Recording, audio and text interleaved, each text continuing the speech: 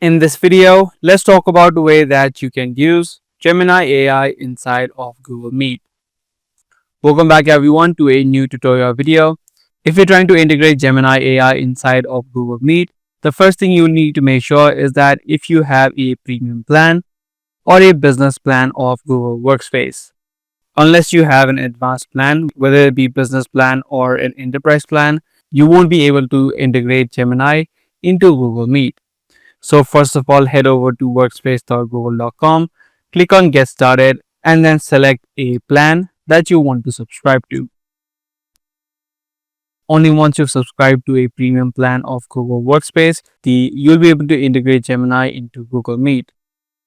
Once you upgrade it to a premium plan, you'll be able to do a bunch of things such as let Gemini take notes, summarize the meeting overall, and even add in a live translation or transcription of the meeting. So all of these features are only available in the Google Workspace premium plan. Once you have a premium plan of Google, you will be able to see all of those options right here on the menu. I do hope this guide video was helpful to you. If it was, be sure to subscribe and also make sure to give this video a thumbs up.